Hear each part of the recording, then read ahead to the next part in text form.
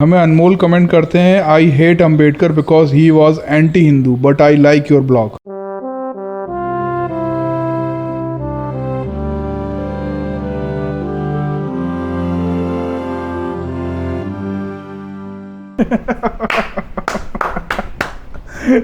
जब मैं अपनी वीडियो एडिटिंग कर रहा होता ना तब भी मैं बहुत हंसता हूँ। मेरे जो ब्लॉग्स हैं वो इतने गंभीर मुद्दे पे और हम अपने ब्लॉग्स में कॉमेडी करते रहते हैं, मजाक करते रहते हैं। और एक बात जो है ना वो मेरे दिमाग में बैठ गई है, बुद्ध ने उंगली मार को मारा नहीं था, सुधार दिया था।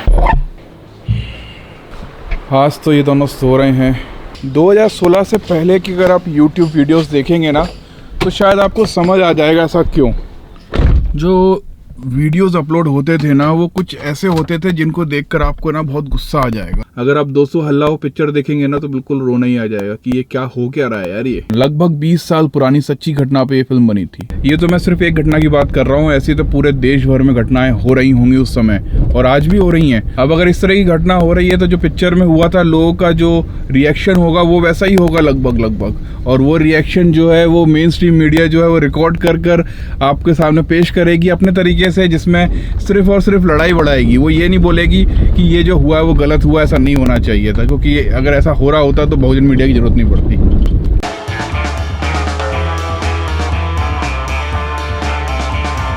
ये सारी जो घटनाएं हो रही हैं सब जानते हैं कि गलत है और सबको एक साथ आके इसका विरोध करना चाहिए, लेकिन हो उसका उल्टा रहा है।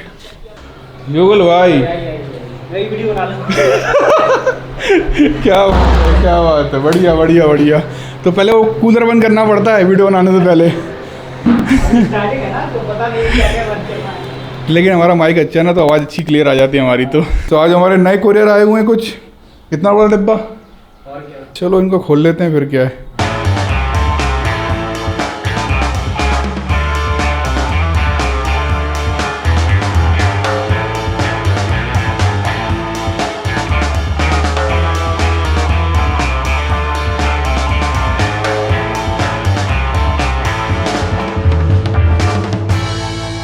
काशीराम जी हाथ में जो पेन पकड़े ना ये उनका तरीका था। बाबा साहब ने एक बार बोला था कि है ना जातिवाद एक ऐसी बिल्डिंग है जिसमें जो जिस फ्लोर पे रह रहा है ना वो उसी फ्लोर पे रहता है मरते दम तक, और वो नीचे नहीं आ सकता। मतलब कोई सीढ़ियाँ नहीं है या ग्राउंड फ्लोर वाला ऊपर चला जाए। तो उसी तरह से ना काशीराम जी भी समझाते थे ये पेन से कि जो पेन के ढक्कन है वो लोग है ना पूरे पेन पे राज कर रहे हैं। क्या पेन और उसका ढक्कन अब मिला है पेन ढूंढ रहे थे हम। तो मैंने देखा बीएसपी के जो राष्ट्रीय कोऑर्डिनेटर हैं वो भी ना इस तरह से पेन का पोज लेके फोटो खिंचा रहे हैं। मेरा ये सोचना है कि ना कुछ नया होना चाहिए। ये तो हो चुका कुछ नया।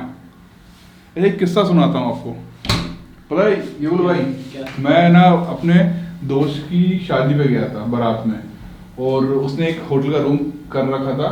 उसमें उसके रिश्तेदार भी रुके हुए थे और मैं भी रुका हुआ था, और काफी रात हो गई थी।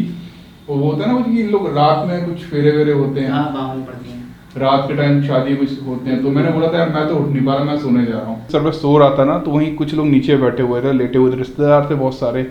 तो उनको ये लग रहा था कि सारे लोग सो रहे हैं। उसमें 2 लोग डिस्कशन कर रहे थे। तो क्या बोलते हैं वो कुछ इस तरह से बात कर रहे होते हैं कि है ना इस देश को है ना 2 लोगों ने बर्बाद कर दिया, एक गांधी दूसरा अम्बेडकर। अच्छा मतलब जब नॉर्मल डिस्कशन होता है ना तब भी इस तरह से बातें की जाती हैं। तो मुझे बहुत बुरा लगा था, लेकिन मैं उस समय बहुत ही ज़्यादा गहरी नींद में था, मुझे सिर्फ सुनाई दे रहा था। जब तक मैं उठ के देखा ना तो व्यक्ति जा चुके थे। बहुत सारी किताबें आ चुकी हैं यहाँ पे। ये 12 पेंटिंग्स हैं, ये वाली पेंटिंग्स हैं। अगर आपको लेना है तो आपको पता है तथागत.live पर मिलेंगी। और चमचा युग इतनी सदाबहार किताब है ना जो हमेशा लोग पढ़ना पसंद करते हैं। और एक खास किताब भी मंगवाई है। ये कई 100 साल पहले है ना एक चीनी यात्री भारत आया था, और उसने उस समय सारी चीज़ें जो भारत में जो भी गतिविधियाँ चल रही थी ना उसने एक किताब में लिखी थी, और वही किताब ये है। ये लो। तो चमचा युग है ना हमने बिल्कुल थोपे मंगवा लिए हैं। चमचा युग है ना हमारे पास इंग्लिश में भी है, मतलब ये हिंदी में है और ये है इंग्लिश में चमचा एज। और वैसे ही हमारे पास गुलामगिरी हिंदी में है और इंग्लिश में भी है।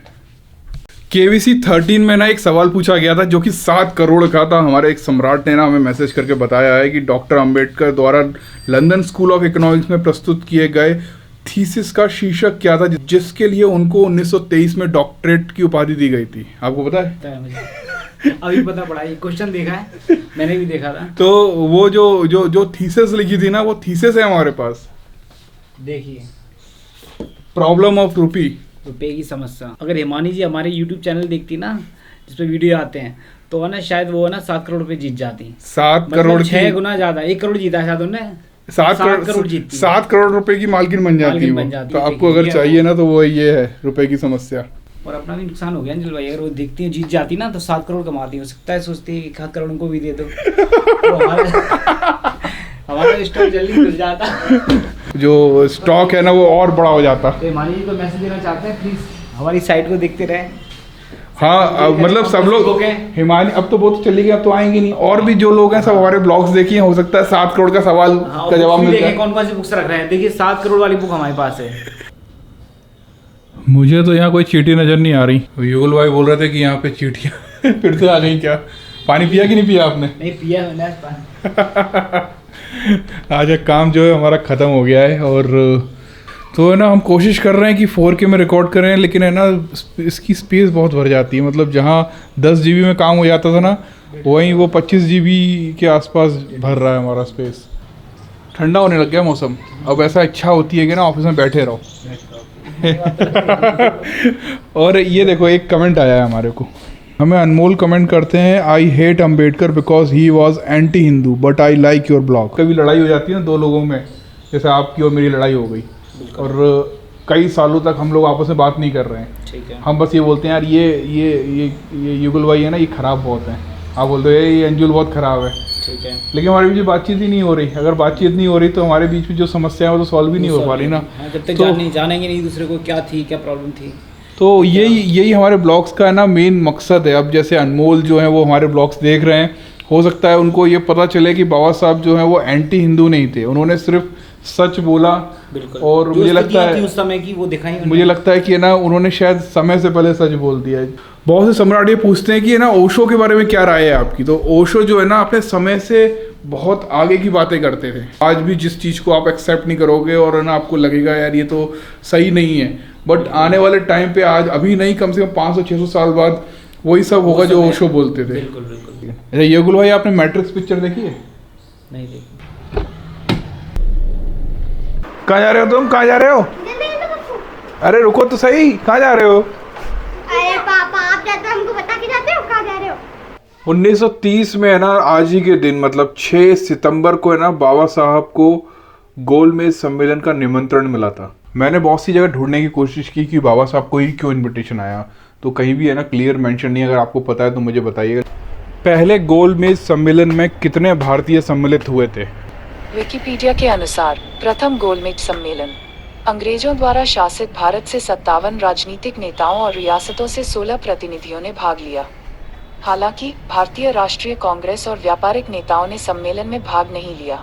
कुल मिला के 100 बुद्धिजीवी भी नहीं थे जो इस मीटिंग में शामिल हुए थे। और गोलमेज सम्मेलन में है ना, बाबा साहब और गांधी जी के बीच में बहस हो गई थी कि कौन दलितों का हितैषी है, सच्चा हितैषी है। कि मैं प्रतिनिधित्व करता हूं हिंदुस्तान के समस्त अछूतों का।